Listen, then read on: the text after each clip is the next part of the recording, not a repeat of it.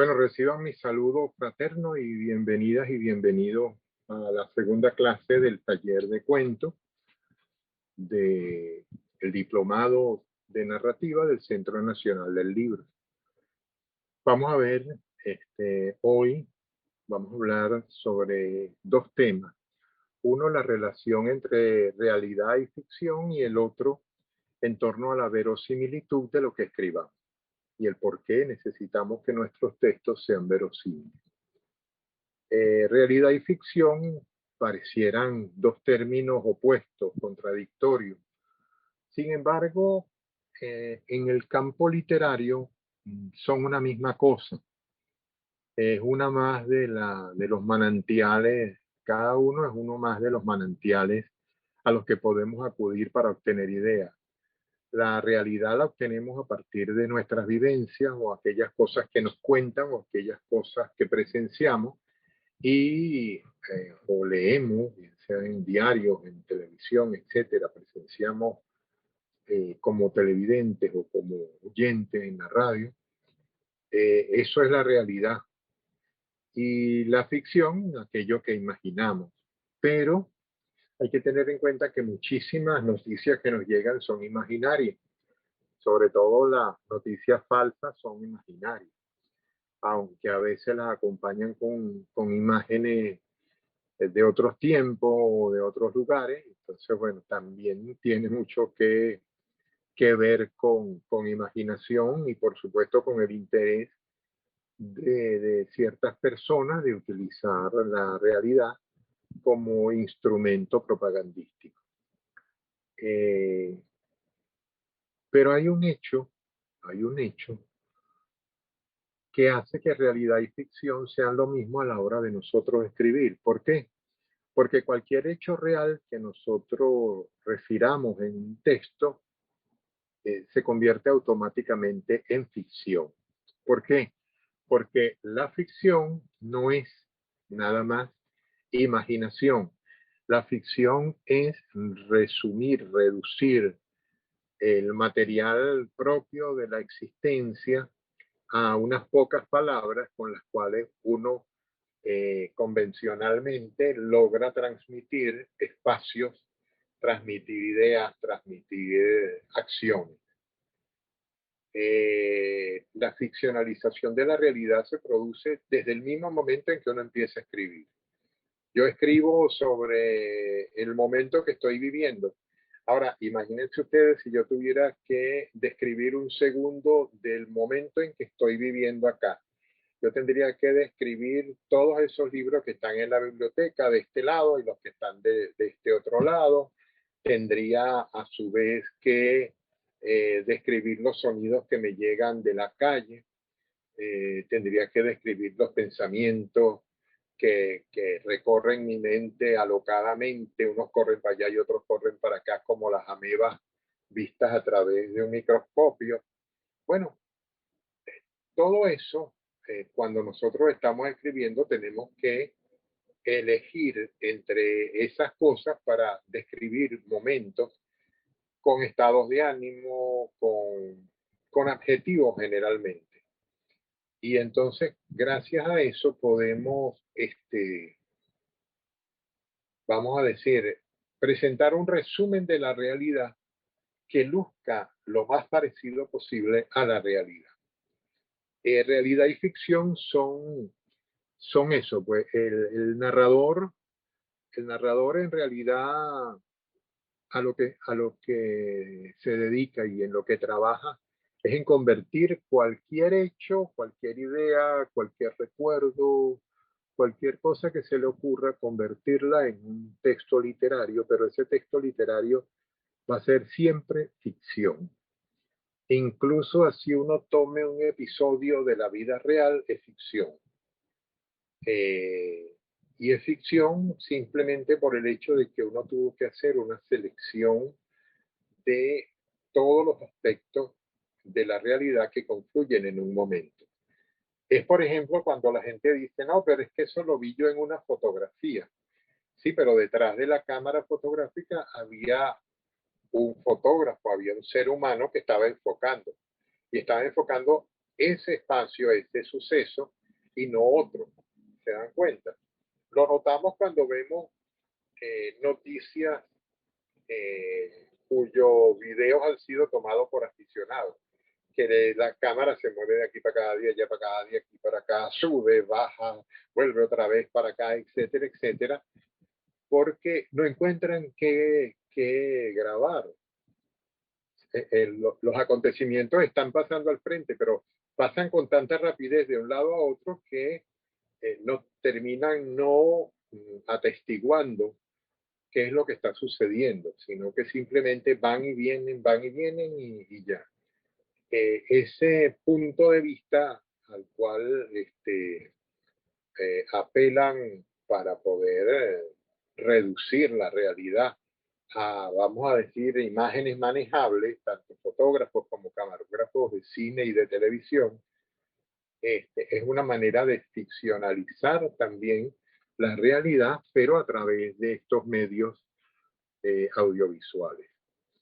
Eh, cuando nosotros escribimos o describimos, eh, nosotros tenemos que tomar muy pocos elementos.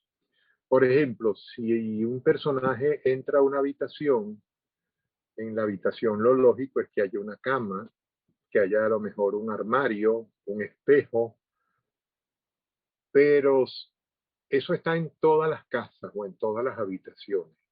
Pero de repente puede que haya, ¿qué les digo? Una escultura, eh, un busto de Napoleón en medio de la habitación y eso no está en todas partes. Por lo tanto, ese busto de Napoleón o de Simón Bolívar, o no he visto nunca un busto, por cierto, de Cristóbal Colón, como no esté montado en un pedestal en algunos países, pero ese busto forma parte del mobiliario y por lo tanto, como no es un mobiliario habitual, vale la pena incorporarlo a la narración o a la descripción que apoya a la narración. Eh, el trabajo nuestro consiste en hacer esa selección. Y esa selección tiene que ser muy escueta. No podemos hacer una selección como la que hacían en el siglo XIX, cuando pretendían describir todo por una razón. En el siglo XIX recordemos que no existían ni la televisión, ni el cine, y la fotografía apenas estaba dando sus primeros pasos. Por lo tanto, las imágenes que se transmitían era por medio de descripciones. En los países donde hay 4 estaciones y la estación de invierno es sumamente fría, sumamente terrible, los casos de Rusia, Finlandia, Noruega y el norte de Alemania, las narraciones pues tenían que ser exhaustivas y los lectores se iban incorporando a la narración sobre la base de poder rememorar aquel mobiliario, aquellos espacios, aquellas cosas donde se movían los personajes. De hecho, hay cosas muy curiosas, hay detalles muy curiosos, porque por ejemplo en Rusia y Finlandia, lo que para nosotros es una novela de 200 páginas, para ellos es un cuento. ¿Pero por qué? Porque las historias, las narraciones eran como las novelas de Tolstoy, La Guerra y la Paz, o Ana Karenina, que son novelas de 1000 y tantas páginas. Entonces, por supuesto, era casi que como también el equivalente a las telenovelas o radionovelas que conocemos. Y lograban de alguna manera mantener el interés de la gente por varios días. Por eso se publicaban también los folletines en la prensa, que eran novelas que posteriormente se recogían como novelas, pero que todas las semanas o todos los meses aparecía un capítulo o dos, y eso permitía vamos a decir, el acceso a la literatura del momento en muchos lugares. Grandes escritores como Charles Dickens se dedicaron en su vida más que todo a publicar folletines. y vivían de eso, de lo que le pagaban por publicar folletines. Y luego, claro, cuando esas novelas ya fueron editadas y todas esas cosas en los periódicos, se pasaron al formato libro y también fueron exitosas y muchas de ellas han pervivido como obras maestras de la literatura universal. La ficcionalización de la realidad es algo estupendo porque permite siempre al lector tener acceso a otras culturas, a otros tiempos, a vidas que no son las suyas. Y hoy nosotros estamos acostumbrados a ver eso, a percibir eso a través del cine o de la televisión. Pero cuando no existían estos medios masivos de comunicación, pues había que apelar solamente al libro. Otro aspecto a tomar en cuenta en cuanto a la realidad y la ficción es el siguiente. Aunque uno escriba un cuento autobiográfico y lo firme, es decir, el personaje principal tenga el nombre de uno mismo, se llame como uno no es el autor. Mejor dicho, uno es el autor, pero no es el narrador, quiero decir. El narrador es un socias que creamos para que cuente las historias. Y así como la realidad la convertimos en ficción, asimismo, la personalidad de los personajes, y valga la redundancia, se convierte en ese socias que es el que cuenta.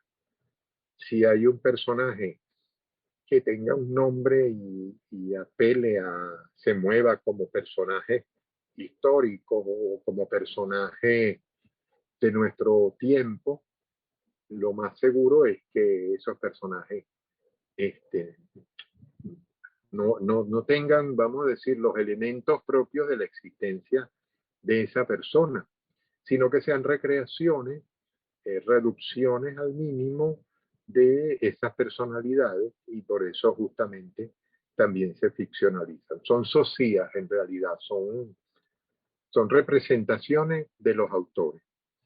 Bueno, eh, hay quienes llaman a este socias narrador designado, es decir, alguien, un personaje al cual nosotros lo, lo designamos como la persona que cuenta la historia, bien sea cuento, bien sea novela, y es totalmente ajena a nuestra persona, salvo porque nosotros somos el autor del texto, no hay un mayor vínculo, pues.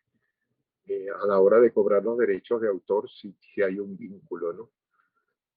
Pero en líneas generales, el socia que escribe con nuestro nombre o con cualquier otro nombre, se dedica a contar las historias que nosotros queremos contar. Y eso es importante también tenerlo en cuenta, que nunca el autor es el narrador de las historias, ni siquiera llevando su propio nombre. Son detalles dentro de la escritura que yo creo que vale la pena conocer porque va a formar parte de nuestro quehacer literario de ahora en adelante. Si no es que ya hemos empezado a escribir y bueno, y ya forma parte de nuestra vida, ¿no? Quería hablarle de la verosimilitud. Y hay quienes preguntan, bueno, pero ¿por qué los cuentos o la narrativa tiene que ser verosímil? Hay una cosa que hay que tomar en cuenta, ¿no? Incluso cuanto más imaginaria sea una historia, más fantástica, más necesidad tiene de ser verosímil. ¿Por qué? Porque es necesario que el lector se identifique con los personajes, bien sea con aspectos de la personalidad del personaje o que nosotros la manipulemos, y perdonen que use ese verbo, pero es totalmente real, manipulemos los sentimientos del lector y hagamos que sientan simpatía por X personaje y sientan antipatía por otros personajes. Y eso lo logramos, somos nosotros con nuestro trabajo. Entonces, la mayor verosimilitud que uno le pueda aportar a un texto hace que haya mayor identificación, mayor cercanía del lector con el libro, con el texto que sea, o libro completo, o lo que sea de literario. Muchas personas, cuando nosotros escribimos, por ejemplo, situamos un hecho, un cuento, una historia que se nos ocurrió, la situamos aleatoriamente en algún episodio histórico más o menos reciente. Las personas que lo leen, de alguna manera, van a incorporar a su lectura, no al libro, sino a su lectura del libro, van a incorporar aquellos elementos que conocen de esa historia, bien por noticias, bien porque hayan sido testigos, bien porque se los hayan contado, pero digamos que se enriquece la historia en cada quien, en cada lector por eso. Hay que tener en cuenta una cosa, es que nosotros escribimos, pero el lector completa. De hecho, la mayoría de los libros, los escritores ponemos como un 50-60% y el resto lo pone el lector. A veces la mitad, a veces un poquito menos. Pero el lector es imprescindible para que el libro funcione. Recuerden que el libro es un objeto que mientras no se abre es inanimado, pero cuando se abre y se posan los ojos en él, empieza a cobrar vida y ese cobrar vida solamente lo logra quien está leyendo. Así que no podemos dejar de lado a los lectores. Las personas que dicen, no, yo escribo porque a mí me gusta escribir y yo no tengo nada que ver con los lectores, porque yo no me voy a vender, porque yo no sé cuánto. Miren, puras paparruchas, puras tonterías. En realidad, si no hay lectores, no hay escritores. Vamos a estar claros en eso. Y viceversa, porque no hay lectores si no hay escritores. Entonces, eh, es una relación simbiótica entre ambos y por otro lado, ambos existimos desde nuestra perspectiva y cada uno busca lo que cada quien cree que puede aportar. El lector que se sienta a ver un libro y no piensa, evidentemente no está leyendo. En cambio, el lector que no solamente piensa, sino que disfruta, que se mete en los personajes, que se emociona, todo eso, ese es un buen lector o una buena lectora. Y verdaderamente muchísimas personas que se dedican a leer con bastante frecuencia son excelentes lectores. Y bueno, respetabilísimo. Yo respeto mucho a los lectores porque he descubierto eso, ¿no? Que si yo no soy leído, pues me quedo ahí en el papel y ya, simplemente es como que uno estuviera oculto bajo tierra. Y resulta ser que, bueno, solamente asoma la cabeza en la tierra como si uno fuera una raíz cuando alguien toma el libro y lo lee. Bueno, en cuanto a la verosimilitud, más allá de contar hechos reales, este, nosotros con nuestra imaginación, nuestra capacidad de investigación y todo eso, si tenemos una historia que no está situada o un relato que no está situado en la historia, o no forma parte de la realidad o de un momento histórico X, podemos añadirle esos datos. Eh, Hay que tener en cuenta que mientras está pasando algo en una cuadra, 100 metros más allá o 200 metros más allá está pasando otra cosa. Lo podemos notar muchas veces cuando llueve, que vemos que hay una cortina de agua que se acerca y está como a 200 metros y la gente que está viviendo de 200 metros para allá está bajo la lluvia y nosotros estamos en seco. Igualito sucede con los sucesos, los acontecimientos. Hay una cantidad de disparos en un sitio, hay un problema, un choque, una explosión X, Y sin embargo, en la mayor parte de la ciudad donde eso ocurre o el pueblo donde eso ocurre no está sucediendo absolutamente nada. Y es el mismo sitio y uno piensa, bueno, está pasando tal cosa en tal lugar. No, no es en tal lugar, es en un espacio determinado de tal lugar. Bueno, esa, vamos a decir, focalización de los sucesos permite que uno pueda imaginar que lo que va a contar es simultáneo a ese suceso en cualquier otro lugar, bien sea de la misma ciudad o en otro país o en otra región. No hay ningún problema. Y de esa manera se sitúa temporalmente al lector en nuestra historia. Se puede situar también sobre la base de los espacios en los que se mueven los personajes, a través justamente de enumeraciones de los objetos que son propios de esa cultura, los estados de ánimo de los personajes y muchos otros elementos. Hay toneladas de elementos que podemos incorporar para hacer verosímil un texto. Lo necesario es que nosotros creamos en lo que estamos escribiendo, en nuestra historia que estamos desarrollando, y eso se lo podemos transmitir perfectamente bien a los lectores. De allí que es necesario el trabajo, y sobre esto vamos a hablar en clases más adelante, el trabajo del lenguaje, que es importantísimo. No olvidemos que el lenguaje es el código mediante el cual nos comunicamos. Muchas personas dicen, a mí que me interesa la Real Academia de la Lengua. Bueno, tiene que haber alguien que de alguna manera fije ciertas reglas, porque si cada quien habla a su manera, nos pasa como en la Torre de Babel. Nadie entiende a nadie. De hecho, habiendo una Real Academia de la Lengua, existiendo diccionarios y existiendo, vamos a decir, un convenio tácito entre los hablantes, la mayoría de las cosas que se dicen nadie las entiende. Ahora imagínense ustedes si hubiese ese estado que mucha gente considera anárquico, yo simplemente considero caótico, ¿no?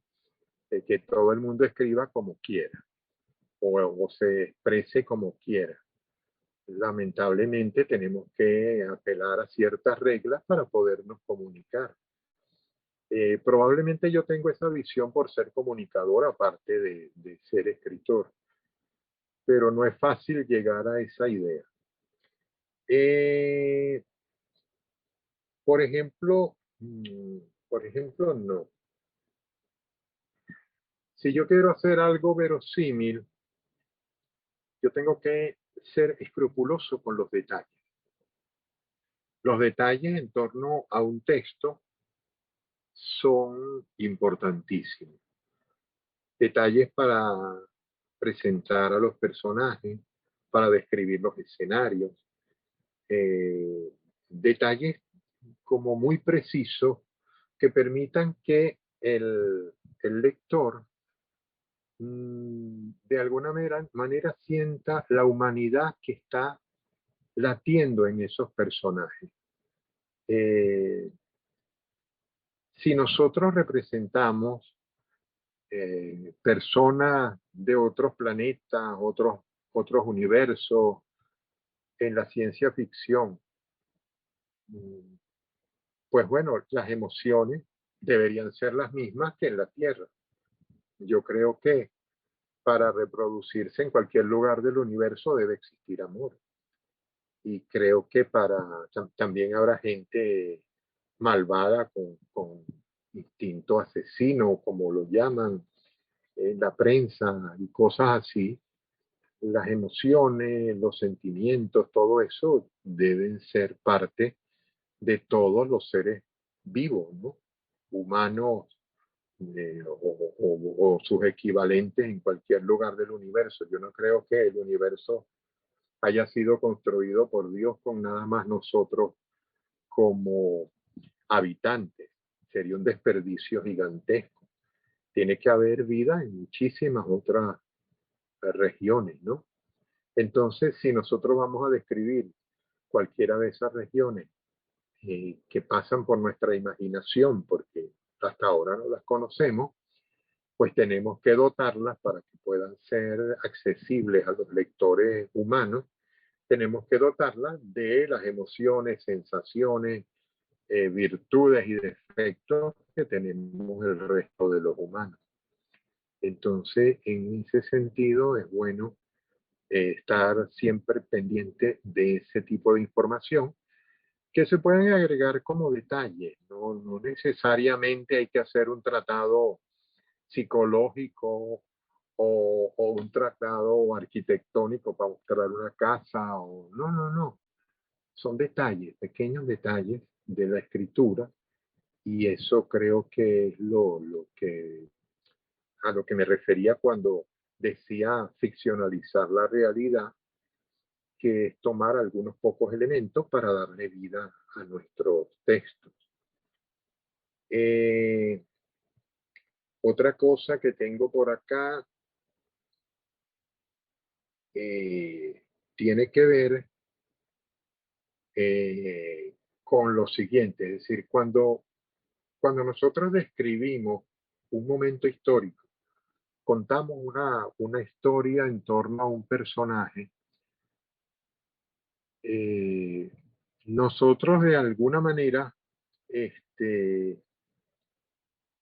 estamos presentando a ese narrador designado, a esa persona que cuenta la historia, como si fuera un testigo, como que estuviera viviendo. Si lo presentamos en primera persona, es como que estuviera viviendo y estuviera viendo y nos estuviera refiriendo lo que está ante sus ojos o en sus oídos. Entonces, esa es una forma también en la que se le puede dar verosimilitud a la escritura.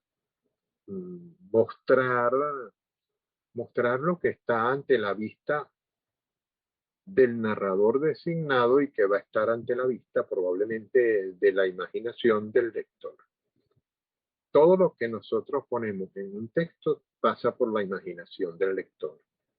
Y la imaginación tiene sus ojos también, su oído, y lo que nosotros escribimos pues pasa por allí y es reproducido perfectamente bien por muchos lectores. Por eso es que yo recomiendo escribir claro, ¿no? Lo que no quiere decir que no sea escribir profundo, dos cosas totalmente distintas. Mucha gente escribe profundo o aparentemente profundo para que no los entiendan y crean que son inteligentes por sí mismos, por nada más ese hecho. No, sin poses se puede hacer un trabajo de profundizar sobre el alma humana sin necesidad de estarse luciendo como una persona súper inteligente sin serlo. Quiero señalarles que en este sentido la realidad, tanto la histórica como el presente, no son intocables a la hora de nosotros contar con ellos como material para escribir. La historia, incluso la que cuentan los historiadores, y lo escuché decir hoy al profesor Torres, la historia, cuando un historiador se asoma y comienza a escribir, resulta ser que también tiene que ficcionalizar.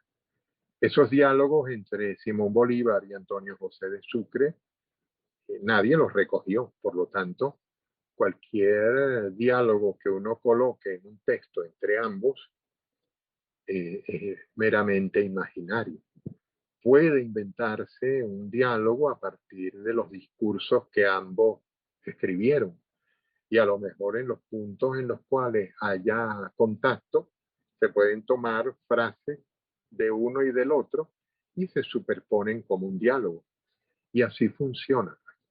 O si uno logra entrar en el ideario de cualquiera de los dos, con los días y con ejercicios en torno al desarrollo de alguna características o formas expresivas de ambos, uno puede crear y generar diálogos, monólogos en los cuales los personajes luzcan como que lo dijeron en el momento en que estaban vivos. Eso en el caso de los personajes históricos. En el caso de la actualidad, bueno, es mucho más sencillo porque todos estamos viviendo el tiempo presente y lo que necesitamos es asomarnos a internet, ver los videos sobre un suceso o ver videos sobre el lugar en el que se desarrolla la historia sin necesidad de que haya ocurrido nada, o ver fotografías. Siempre hay materiales que le permiten a uno hacer una reconstrucción de esos espacios en los cuales se pueden mover nuestros personajes, bien sean espacios geográficos o espacios históricos. Y en ese sentido, pues estamos, estamos nosotros en la obligación de prepararnos para aprender a utilizarlo. Eh, la imaginación siempre va a permear los hechos históricos y muchísimos grandes libros han sido escritos a partir justamente de hechos reales que sucedieron, los cuentan cronistas antiguos y momentos que el escritor actual imagina e incorpora como si formaran parte de ese cuerpo, de esa crónica o de ese material que tomó. Así se han reconstruido casi todas las novelas históricas que se han escrito. En algunos casos hay novelas, hay libros como por ejemplo La Vuelta al Mundo, la primera Vuelta al Mundo, que la escribió Antonio Pigafetta, cuando Hernando de Magallanes le dio la primera vuelta al mundo por el mar. Salieron como que fueron 286 personas y solamente sobrevivieron 15, entre ellos el cronista que era Antonio Pigafetta. García Márquez dice que ese fue su maestro para él aprender a escribir porque Pigafetta tenía la capacidad de asombro a millón y por donde quiera que pasaba se asombraba de aquellas cosas que veía y contaba cosas increíbles, extraordinarias. Ese es un libro delicioso, no es muy largo, son unas 150 páginas, pero es un libro verdaderamente exquisito, la primera vuelta al mundo de Antonio Pigafetta. Y allí nosotros podemos tomar, de ahí han salido novelas como Maluco, de un escritor uruguayo, este, que tiene un nombre muy curioso, Napoleón Bachino Ponce de León, nada menos. Ese libro obtuvo el premio de la Casa de las Américas de Cuba y ha sido un éxito editorial en muchísimos países. Y como ese, bueno, muchos otros libros históricos en torno a determinados personajes. Lo vimos, por ejemplo, más o menos recientemente con el Código Da Vinci, un poco la reconstrucción de esa búsqueda del Santo Grial, que en realidad termina siendo una mujer.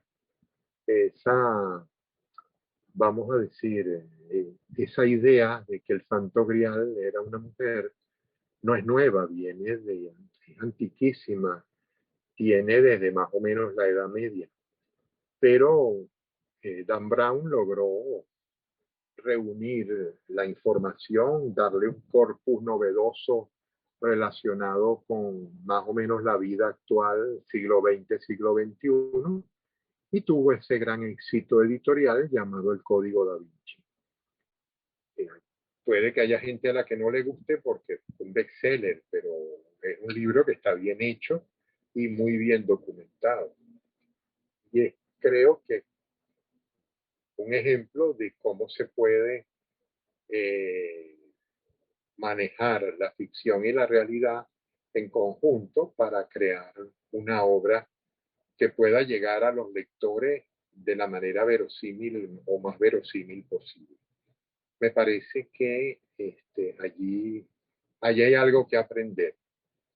Muchas personas desdeñan ese tipo de literatura, pero en líneas generales tienen cosas que nos, aunque no nos gusten, tienen cosas que nos permiten aprender a manejarnos con la escritura. Bueno, esto es lo que tenía que decirles hoy en torno a realidad y ficción y verosimilitud. Cuando nos veamos en el taller, en las reuniones de talleres, por favor hagan las preguntas que crean necesarias. Como les dije anteriormente en algún otro momento, eh, la pregunta que no se hace hoy ya cuesta mucho hacerla mañana. No se puede dejar para mañana las preguntas que queremos hacer hoy. Y es necesario que siempre salgamos de dudas. Aunque la duda ayuda a vivir y nos da ánimo para seguir adelante, muchas veces la duda nos lleva a incertidumbre y creo que la incertidumbre sí no nos conduce a nada bueno. Es mejor salir de ella. Y en cuanto a comentarios, bueno, pueden hacer los comentarios que quieran, eh, mientras no sean personales de que me veo fastidioso subiéndome y bajándome el tapabocas, pues bueno, tiene sentido cualquier otra nota, crítica o alguna cosa, algún comentario que tengan que hacer. Nos seguiremos viendo y bueno, me contenta que hayan estado aquí, hayan escuchado esta segunda clase del taller de narrativa, o de cuento, mejor dicho. Un abrazo para todas y todos y hasta pronto.